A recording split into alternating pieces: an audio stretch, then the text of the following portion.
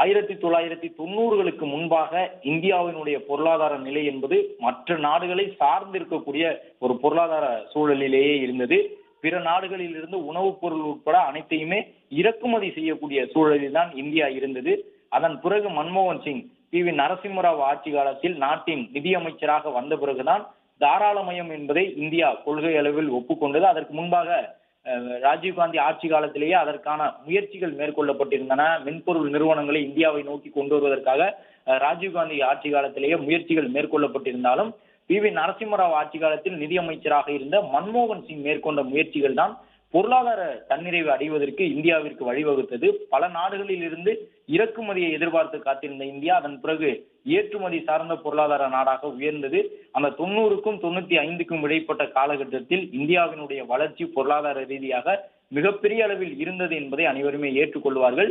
இன்றும் இந்தியாவினுடைய பொருளாதார சமநிலை, இந்தியாவினுடைய பொருளாதார உயர்வை பற்றி பார்க்கும் பொழுது 90க்கு முன்பு 90க்கு பின்பு என்பதுதான் யார் இந்தியாவின் பொருளாதாரத்தை பிரித்து சொன்னாலும் 90களுக்கு முன்பு 90களுக்கு பின்பு என்றுதான் சொல்வார்கள். அந்த அளவு அந்த 90களுக்கு பின்பான இந்தியாவினுடைய பொருளாதார வளர்ச்சிக்கு மிக முக்கியமான காரணகர்த்தாவாக இருந்த பிரதமராக இருந்த முன்னாள் பிரதமர் மன்மோகன் சிங் அவர்கள் தற்போது உயிரிழந்திருக்கின்றார்.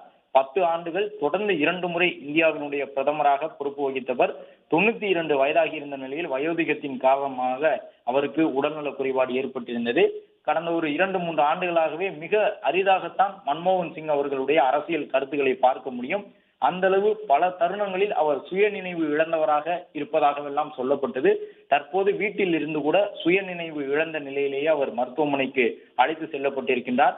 டெல்லி எய்ம்ஸ் மருத்துவமனையினுடைய தலை சிறந்த மருத்துவர்கள் முயற்சித்தும் கிட்டத்தட்ட 1.5 மணி நேரம் போராடி இருக்கின்றார்கள். 8:05 மணிக்கு மேலே மன்மோகன் சிங் அவர்களுடைய அவர் அழைத்து வரப்பட்டிருக்கின்றார். 8:06 முதல் அவருக்கான மருத்துவ சிகிச்சை வழங்கப்பட்டிருக்கின்றது. கிட்டத்தட்ட 1.5 மணி நேரம் அளவிற்கு அவருக்கு அந்த வெண்டிலேட்டர் உள்ளிட்ட மருத்துவ சிகிச்சை உதவிகளுடன் அவருடைய உயிரை தற்காப்பதற்கான முயற்சிகளிலே நாட்டின் தலை சிறந்த மருத்துவர்கள் இருக்கக்கூடிய எய்ம்ஸ் மருத்துவ குழுவினர் முயற்சித்திருக்கின்றார்கள். என்றாலும் அந்த 1.5 மணி நேர முயற்சியும் பலனளிக்கவில்லை. 8:06 மணிக்கு டெல்லி எய்ம்ஸ் மருத்துவமனைக்கு அழைத்து வரப்பட்டிருந்த மன்மோகன் சிங் அவர்கள் இரவு 9:51 மணிக்கு காலமாகி இருக்கின்றார். பொருளாதார நிபுணர், இந்தியாவினுடைய முன்னாள் பிரதமர், நிதியமைச்சர், மாநிலங்களவை உறுப்பினர், இந்தியாவில் இருக்கக்கூடிய அரசியல் தலைவர்களிலேயே மிக மென்மையான போக்கு கொண்ட, அதே நேரம் திடமான முடிவுகளை நாட்டின் நலன் கருதி எடுப்பதற்கு எந்த விதமான தயக்கமும் காட்டாத ஒருவராக இருந்த பிரதமர் மன்மோகன் சிங் அவர்கள் உயிரிழந்திருக்கின்றார். நாட்டின் மிகச்சிறந்த தலைவரை இழந்திருப்பதாக பிரதமர் நரேந்திர மோடி உள்ளிட்ட முக்கிய தலைவர்கள் எல்லாம் இரங்கல் தெரிவித்து வருகின்றார்கள். மன்மோகன் சிங் அவர்களுடைய மறைவுக்கு பிரதமர் நரேந்திர மோடி இரங்கல் தெரிவித்து பதிவு செய்திருக்கின்றார். இந்தியா தனது தலை சிறந்த தலைவர்களில் ஒருவரான டாக்டர் மன்மோகன் சிங் இழப்பிற்காக துக்கம் அனுசரிக்கின்றது என்று சர்வதேச நாடுகளுக்கு தற்பொழுது பிரதமர் நரேந்திர மோடி தெரியப்படுத்தி இருக்கின்றார். தன்னுடைய பதிவின் மூலம் சாதாரண நிலையிலிருந்து பொருளாதார நிபுணராக உயர்ந்தவர் மன்மோகன் சிங் என்றும் பிரதமர் நரேந்திர மோடி நினைவு கூர்ந்திருக்கின்றார்.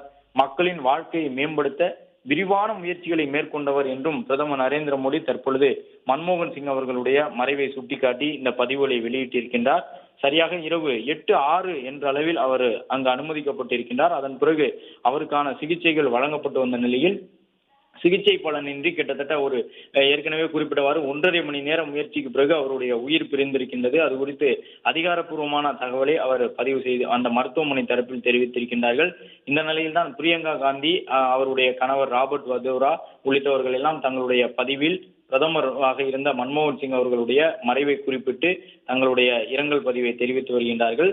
தங்களுடைய குடும்பத்தினருக்கும் அன்புக்குரியவர்களுக்கும் தன்னுடைய ஆழ்ந்த இரங்கலை பிரதமர் இருந்த மன்மோகன் சிங் முன்னாள் பிரதமர் அவர்களுடைய மறைவை முன்னிட்டு பிரியங்கா காந்தி உள்ளிட்டவர்கள் பதிவு செய்திருக்கின்றார்கள்.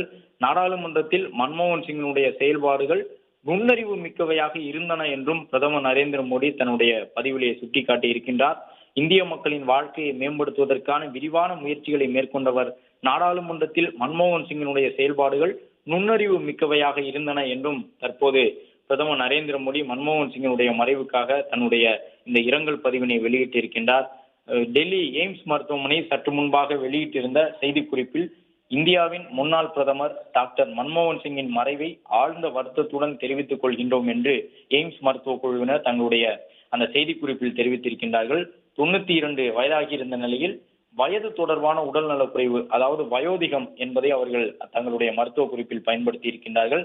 வயோதிகத்திற்கான மருத்துவ சிகிச்சை வழங்கப்பட்டு வந்தது எனவும் 2024 டிசம்பர் 26, அதாவது இன்றைய நாளில் சுயநினைவு இழந்த நிலையில்தான் வீட்டிலிருந்து அவர் அழைத்து வரப்பட்டார் என்றும், அவருக்கு புத்துயிர் அளிப்பதற்கான நடவடிக்கைகளை உடனடியாக வீட்டிலேயே தொடங்கப்பட்டன என்றும் சொல்லியிருந்தார்கள். இரவு 8-6 மணிக்கு டெல்லியில் உள்ள எய்ம்ஸ் மருத்துவமனைக்கு அவர் அவசர சிகிச்சை மூலமாக வாகனம் மூலம் அழைத்து வரப்பட்டிருந்தார். எவ்வளவோ முயற்சிகள் செய்தும் அவர் உயிரை தங்களால் தற்காக்க முடியவில்லை என்பதை எய்ம்ஸ் மருத்துவ குழுவினர் தெரிவித்திருக்கின்றார்கள். இரவு சரியாக 9:51 மணிக்கு அவர் இறந்ததாக அறிவித்திருக்கின்றார்கள். இந்த நிலையில்தான் பல தலைவர்களும் அடுத்தடுத்து தங்களுடைய இரங்கலை தெரிவித்து வருகின்றார்கள். காங்கிரசினுடைய மூத்த தலைவர் சல்மான் குர்ஷித் உள்ளிட்டவர்கள் எல்லாம் நாடாளுமன்றத்தில் மன்மோகன் சிங் அவர்கள் எவ்வாறு செயல்பட்டார் என்பதை நினைவு கூர்ந்து தற்பொழுது தங்களுடைய பதிவுகளை வெளியிட்டு வருகின்றார்கள். மிக முக்கியமான இந்திய தலைவர்களில் ஒருவரான பிரதமர் மன்மோகன் சிங் பிரதமராக இருந்து அவர் செய்திருந்த செயல்களை நினைவு கூறக்கூடிய வகையில் பலரும் பதிவிட்டு வருகின்றார்கள். குடியரசு துணைத் தலைவர் ஜெகதீப் தன்கர் தன்னுடைய பதிவினை வெளியிட்டிருக்கின்றார். நாட்டின் பொருளாதாரம் குறித்த ஆழ்ந்த புரிதலை கொண்டவர் மன்மோகன் சிங் என்று அவர் குறிப்பிட்டிருக்கின்றார். மன்மோகன் சிங் மறைவுக்கு மத்திய அமைச்சர் ராஜ்நாத் சிங் இரங்கல் தெரிவித்திருக்கின்றார்.